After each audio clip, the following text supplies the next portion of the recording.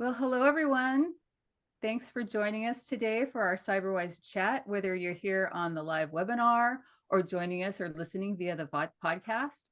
I'm Diana Graber, founder of Cyber Civics and CyberWise. And author, I forgot who I was. And on the digital world, it's been one of those weeks. Here is also Pamela Rutledge, who is the director of the Media Psychology Research Center. And today we're going to chat about how to protect your child from cyberbullying. And Pam, correct me if I'm wrong, but we've done so many of these chats, but we have not really ever addressed cyberbullying as its own topic. Am I right about that? No, I don't think that we have, and we certainly haven't ever had a guest as effective at dealing with all this as Ross Ellis. So I'm really thrilled to hear what you're doing. And it was interesting because of this. I ended up doing a much deeper dive into the literature, the academic literature, than I had done before. So that was sort of eye-opening and fun might not be the right word with academic literature. Yeah, and that's what I really appreciate having you here, Pam, is you can always point us to the research instead of just talking off our heads about a topic. We really get what it says about it. So we'll do a lot of that today. All right. So without further ado, welcome, Ross. So pleased, lucky to have you here, especially at the start of which is October, which is Bullying Prevention Month or Awareness Month.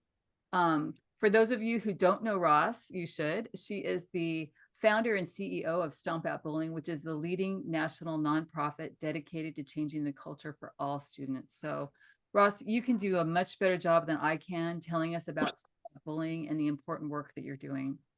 Thank you. Thank you. Well, first we started out just as an anti-bullying and cyberbullying organization, and then everything started happening. Excuse me, I need a sip of water. And while Ross is taking a sip of water, I just want to say that I will be checking the chat box and the question box. If anyone here has any questions, I will try to address them. Thank you. All right, Ross, sorry. That's okay, sorry. So we started with that, and with the cyberbullying and bullying, it was really big, and it still is. But there are so many things happening in the world. Hatred, racism, homophobia, LGBTQ, discrimination. So we really started adopting all those things too. It's very important because you just can't hate people for who they are or what they are. Right. You know, people are people. And so whether it's a choice or they were born that way or whatever it is, accept them. You know, you have to. So we do that, and we believe in diversity, inclusion, equity, and equality. Very important. And I've seen a lot of things happening in the news lately that tend to point towards LGBTQ. And it's very, very upsetting. It also points to Asians, hatred against Asians. And that is absolutely horrible. We can't hate anybody, no matter who or what they are. So Ross, what inspired you to start the organization? You just wake up one day and say, I'm going to start a. It's funny. I had started a child abuse prevention organization, and people didn't want to hear about child abuse. They just didn't want to hear it. And suddenly we started getting calls for bullying and cyberbullying, which cyberbullying didn't have a name then. And I started calling people I knew and learning. And in 2005, STOMP Bullying was born. And we're going to be 17 this month, at the end of this month. Congratulations. Thank you. So Ross, you have some really cool initiatives happening that I think people don't know about.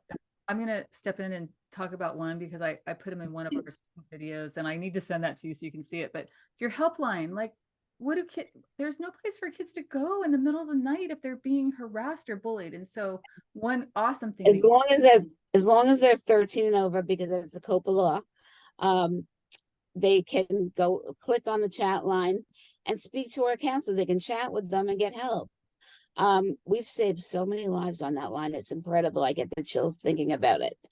But it's exciting to know that we can help the kids. So before I forget, Ross, can you give the place that people go to find that helpline? It's right at the top of our website, stompoutbullying.org. Great. And that's so important because kids might not know where to call for bullying. They might not think, well, I can't call a suicide hotline because I'm not suicidal. I just have this other problem that is, obviously Right. really important. So it's such a big need. It really is.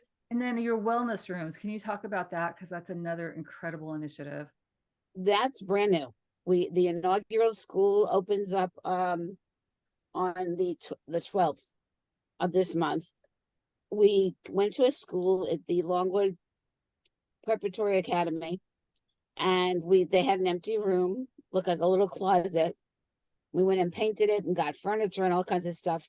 And so it's not only for kids who are being bullied and they're stressed out by it, but it's also for kids who have mental health issues, which is so important, because if you have these issues, there are times in the day that you're going to feel like you need to decompress. Maybe you're sitting in class and suddenly it's way too much for you at that moment. You'll have a place to go into that room, the wellness room, and just decompress. And it's great. We give them materials to use. We also got a little star machine. If you turn it on, the ceiling lights up with stars. So it just takes the everyday to do away. And I think the kids will be really happy with it. And so who funds this?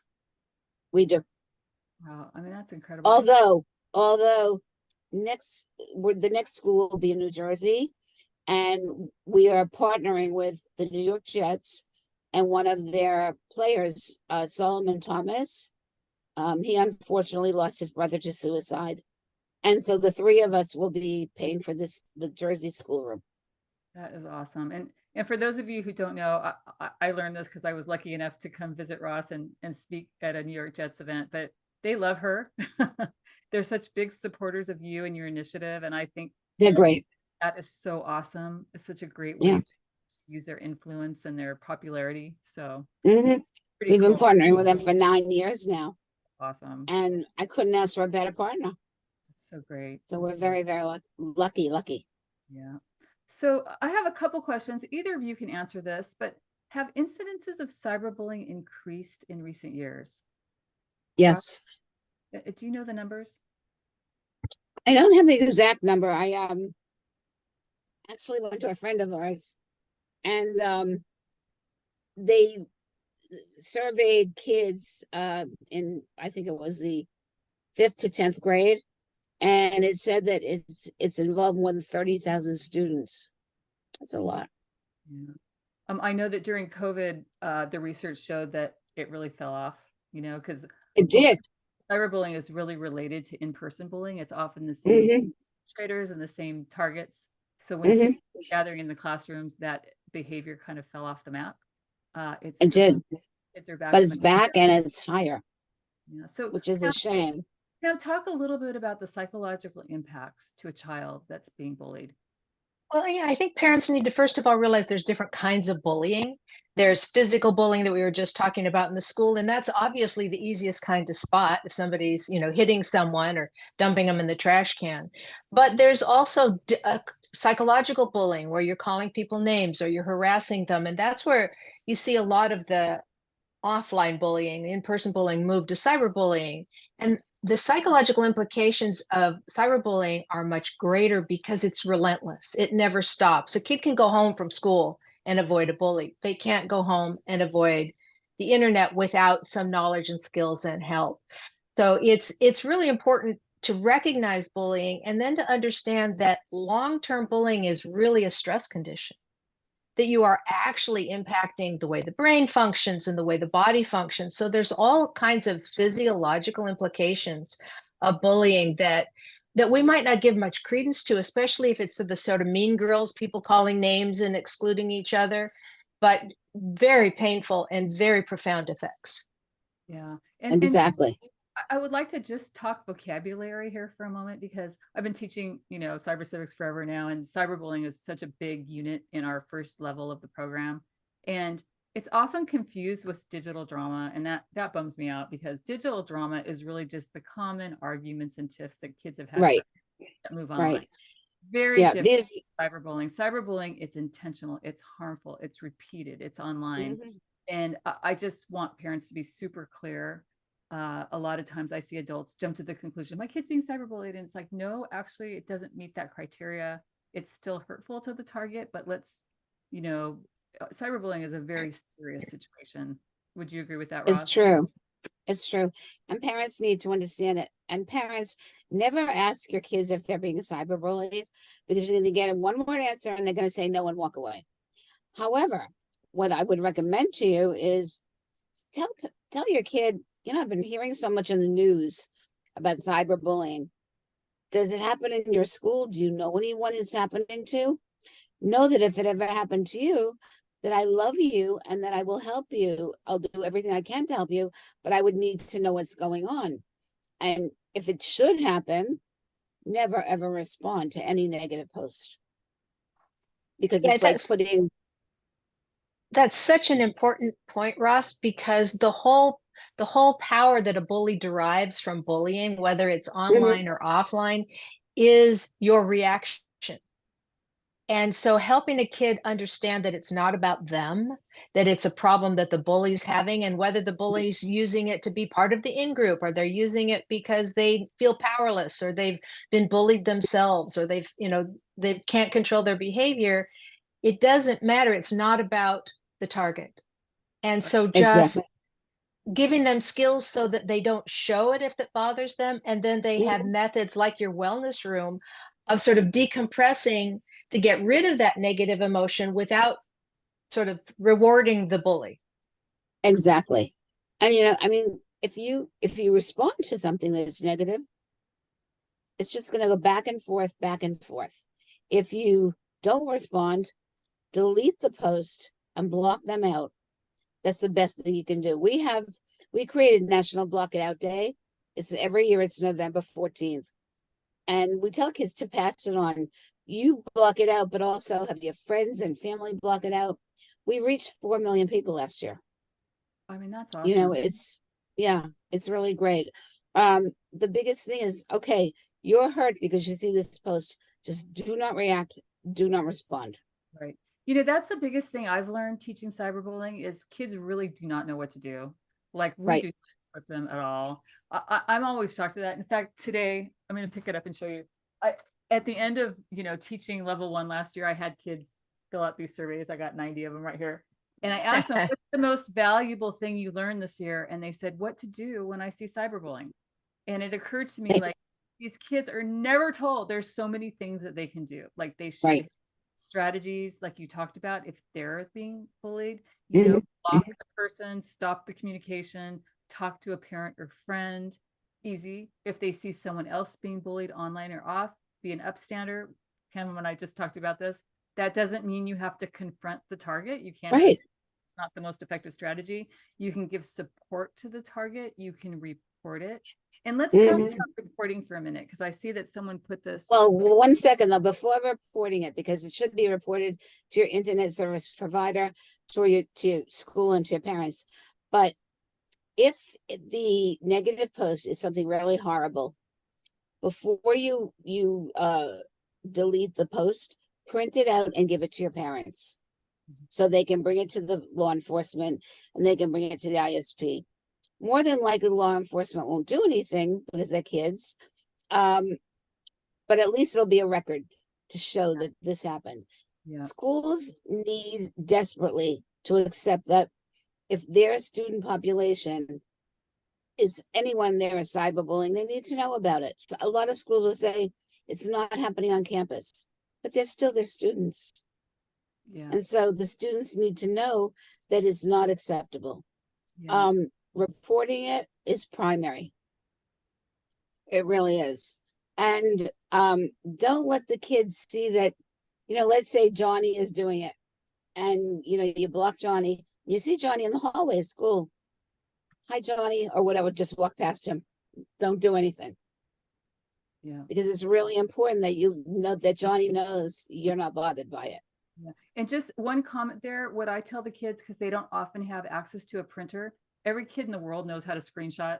It's like, so if there's a mean comment or something like that, screenshot it and just keep it as evidence for later. Whether you report it to tell a parent, it's just good to do that before you block the person. Exactly. So that's because you have the proof. Yeah. So it's And I think important. what you're both doing is so important because so many parents want to just like rush in and fix it. And what you really want to do, you can't be there every time your kid has a problem. Right. So what you really want to do is give them skills and strategies so that they know how to deal with these different situations. It does two things. One, it gives them skills and strategies so they know what to do. But second, more importantly, it builds their self-confidence, which makes them more resilient, which means they are much less likely to be bothered by a bully psychologically and much more able to sort of just turn the other way. Yeah. I want to talk It's about one absolutely thing true. here. And Ross, you and I talked about this earlier in the week. I want to talk about age. Yeah, let's talk Oh about gosh, Let's that's talk about young age, not old age. yeah. yeah. Well, But just okay, good idea. we'll stay in Um, the context of kids here. But in you know, order the to, in order strategy to, I'm talking about work well when kids are like 12, 13, 14 and they start using right, or younger, yeah. But in well, yeah, order to legally sign on to Facebook, Instagram, TikTok, any of those sites, you must be 13. Kids know that, they do know that, but they sign on anyway. And a lot of parents sign on for them. I had a friend who her daughter was, I think, 9. And her daughter was, I said, I saw Lily on Facebook. I said, what is she doing there? Well, all her friends are there. So does it mean if all her friends jump off a roof, I'm sounding like my mother, but if all her friends jump off a roof, is Lily going to do that too? I mean, the legal age is 13. You cannot be younger. And truly, younger kids are not mature enough to handle the things that go online yeah. at a younger age. Definitely, I would say it's definitely harder to teach the younger kids these strategies because Very hard. it's just there's a lot of you know, a lot of thought that needs to go into how to deal with a child. They're going to respond because they see the world more in black and white. They're not going to think through kind of the steps of their actions. Would you agree with that? Right. Definitely. And I think it's also important just because they're younger than that legal age. First of all they have to do is do the math and Yeah. figure out what birth year to put in the whole, in the Right. frame to get an account. But having conversations not as sophisticated as you would with a 13 or 14-year-old, but talking to them about the values that, what does it mean to be kind? What is it? Because it's very difficult with a young child. And then you've got celebrities with their kids with Instagram accounts and TikTok accounts. And so why is it okay for them and not for me? Puts you in Right. as a parent in a very difficult situation. So that's one where you say, well, what are the things you think you would need to know to be able to do that? I mean, that's one of the things Exactly. classroom is really have the kids together read the terms of agreement of these things they want to sign up for. It's a vocabulary lesson, so they know the words in there. Correct. But things they'll learn on their own with their peers is that age limit, why it's there, and also that you are agreeing to use it in a respectful way. And if you violate those terms, here's what happens to you, and here's how to report it. Like just having, like and you learn drive a car or ride a bike, you want to know how it works. And so I know parents are busy, but if they could spend a few minutes before a kid's going to spend hours on TikTok, spend a few minutes reading their terms of agreement so you both know what they're getting into. But even if they read the terms of agreement, it's important to do that. But it's also important to know, besides the unkind things that people say, you've got predators on there. And that's really dangerous. So someone under 13 will not know how to handle that. Am I right, Pamela? Oh, absolutely. And I think that probably a more dangerous and broad issue online is social exclusion. So it's one thing to call people names, and it's another to try and exclude them from their social group, especially at a time, middle school especially, when kids most are interested in trying to figure out who they are and how they connect socially. So that's a very difficult one for parents to see because there's no name calling involved. It's like you're not invited to this, you aren't, so you're really being cut out of the social world. And that's where I would say to parents, always watch for big behavior changes. If a very active kid becomes very passive, if the homework tanks, if something's going on, it might not have anything to do with bullying, but there is a problem, and it might, especially in the middle school. We just had our first instance of middle school bullying with Mean Girls. So, and it's subtle. It isn't, it doesn't involve fists, but it's social. I mean, everyone should know that social exclusion triggers the same physiological response as physical pain and has the same long-term implications as physical damage. So this is a good time to ask you to address this question that came in. It's long, but I'll read the last part of it. Yes, it is really difficult to communicate with our teenage kids and their mood swings besides their social emotional issues. So how do you bring this up with teenagers? What signs do you look for? How do you deal with this with a kid who's not going to really want to talk to you? Well, again, don't ask them if they're being cyberbullied. That's number one. If bullied or cyberbullied, because they're just going to shut down and say no. If you see the signs, I mean, I don't know, Pamela, would you like to address them, or I could, whatever. I think coming from a psychologist is better. Yeah, I mean, there are signs, just like I was saying, sudden behavior stuff, but I always like the idea of taking a news story and using that as a teaching moment. Yes. Oh, look what I saw in the news. Here's how I feel about that. That really scares me. What do you think about that? What would you do if that happened? So that you've externalized it and you've given them some safe space to talk about it.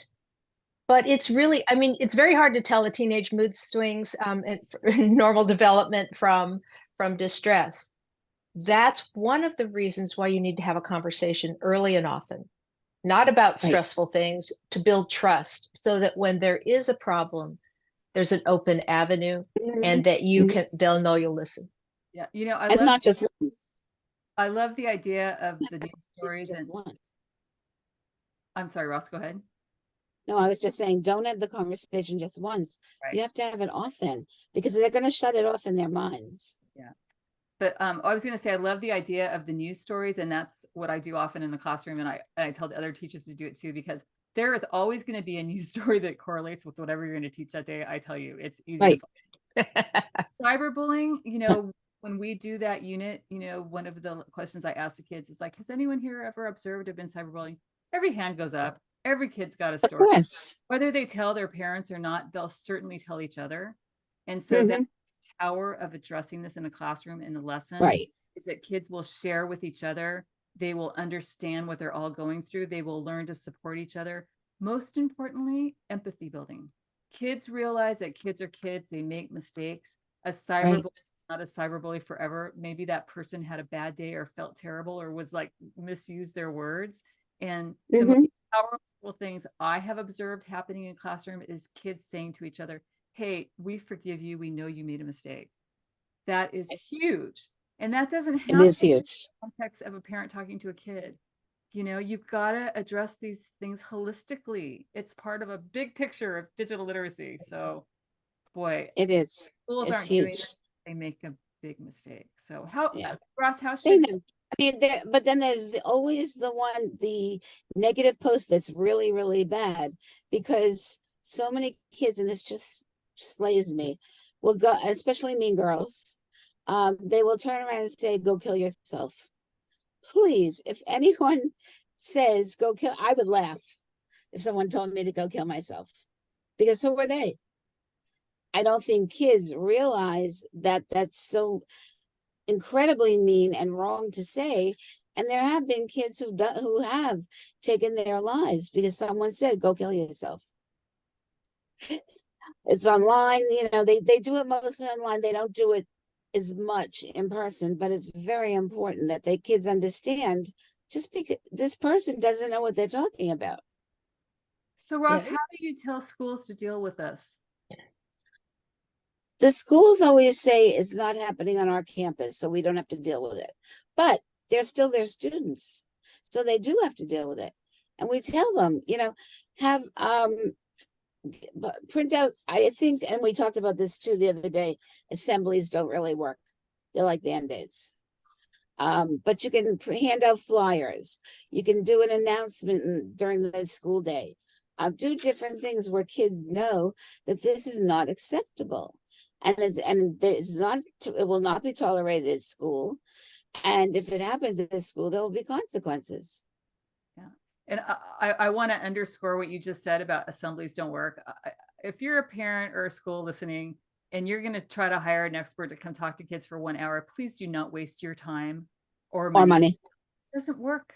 It's a big context. And Pam has some research to support that. Well, yeah, unfortunately, the numbers aren't very good. And bullying is unfortunately a universal behavior across cultures and species. And we are just in a place now in society, one hopes, where there really isn't the benefit of bullying or dominance or aggressive behavior that there would have been if you were an orangutan. So it's important to make that distinction so that people aren't shamed, whether they're the target or the bully. So, because very likely a child who is bullying is also suffering from some kind of mental distress. Mhm. So it's important to not blame anyone, and it's important to not disempower anyone. So don't rush in, don't call somebody a victim, don't give them a victim mentality, give them strength, build their strengths. And and I think that's such a great example, Ross, about the go kill yourself. If I were a parent dealing with this, or I am a parent, I don't know, I say if I were a parent, I'm a parent a lot of both times over. My children's hear this, I'll be in big trouble. Is that you use that as an example? Oh my God, look what I saw today. What would can you imagine what that person feels like? Who would do this? So that they start thinking about this from multiple perspectives. Perspective taking is probably the best defense against taking something personally. I agree totally. Honestly, if it, I mean, no one ever said that to me when I was a teenager, but if they had, I know I would have just laughed in their faces, because who are they to tell me that? It's like I said to some kids, I was talking at a school with the Jets, and I said to a kid, who doesn't like my sweater? Raise your hand. And a couple of hands went up. I said, okay, I'm asking you now, but if I don't ask you if you like my sweater and you turn around and say to me, boy, that's one ugly sweater, I didn't ask you. So the kids need to understand, if someone says something, did you ask them their opinion, or are they just saying it and being mean like the typical mean girls do? And that's important to recognize as well. Yeah. And I think, again, let's go back to this idea of a holistic education, because none of this happens in a silo. And Right.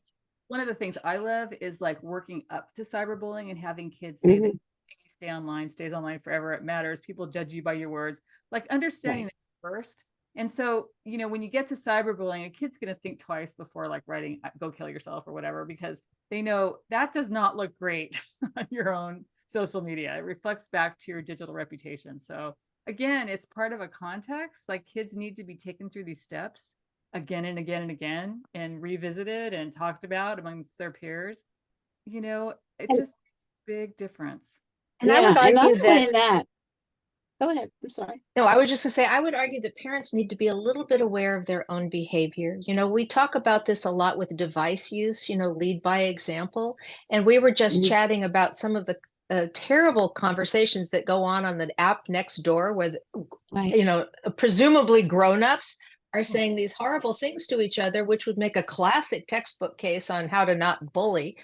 And so be aware of how you talk in front of your children, to your spouse, to the people that you have dealings with, because you are probably the most important influence in their lives, believe it or not, whether or not they admit it.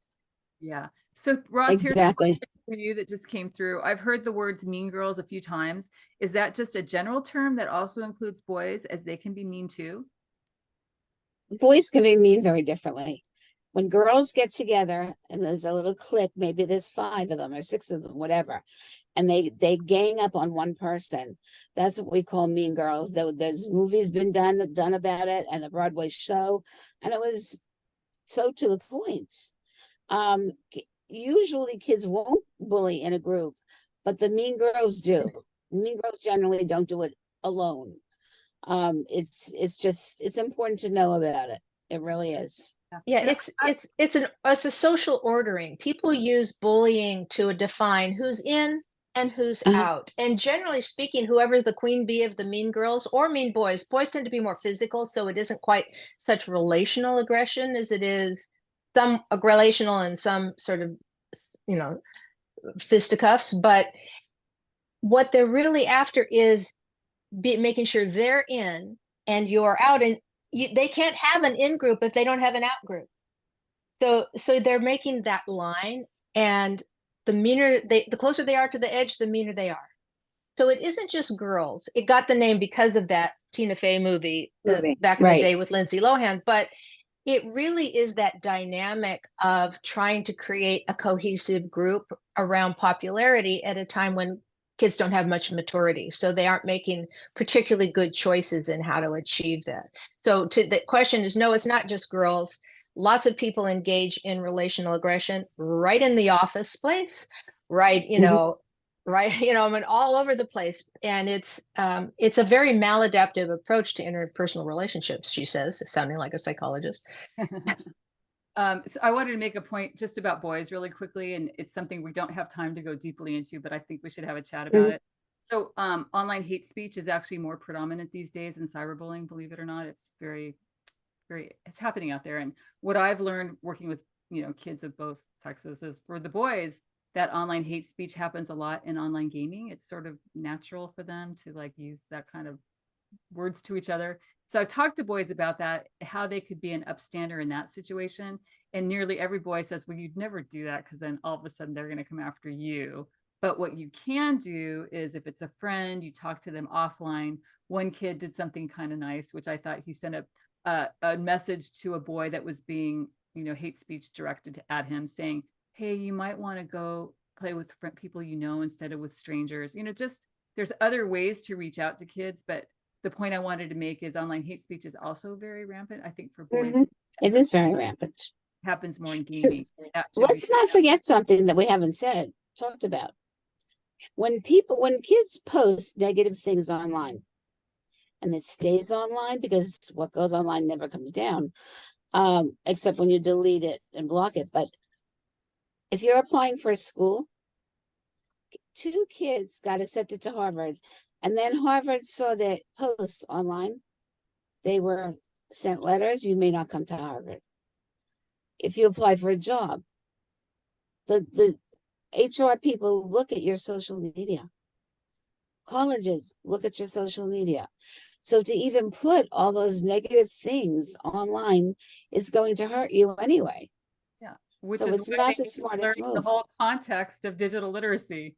It's not just cyberbullying. It's about your digital reputation. It's about, misinformation. All the things are part of that education.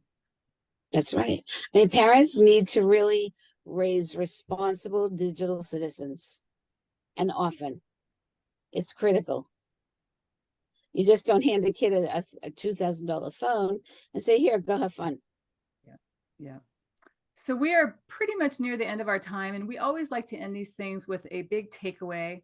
Ross, I'll start with you. What would be your biggest takeaway for parents? For me, the biggest takeaway is what I just said: raise responsible digital citizens. That's the best thing you can do for your child and for anyone else.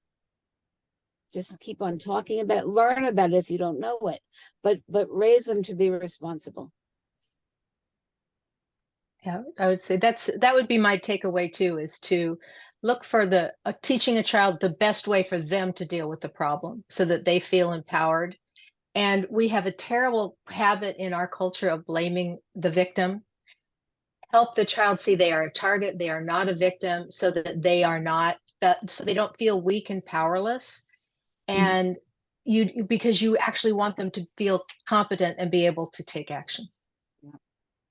Very good point. I think I'm going to use a story for my takeaway because it's a story that I just remembered that happened so long ago, but it goes to cyberbullying. And I remember I was teaching a class and a girl asked to speak to me privately outside of the classroom. And she says, Mrs. Graber, I've been cyberbullied. And I'm like, I'm so sorry. And she says, but I took your advice and I took a screenshot of the evidence. And I'm like, okay, well, show me the evidence. And it was like, the screenshot was it was like Instagram or something. And it was, her name is, and it was 3 flames, which basically is hot, hot, hot, And in my head, I'm thinking, I wish someone would call me hot. Yeah, they don't understand. They do not understand it. No, I had to keep quiet. These can cause problems. Yeah. So the second part of the story is the boy who posted that came to me privately later and said, I'm so sorry I did that.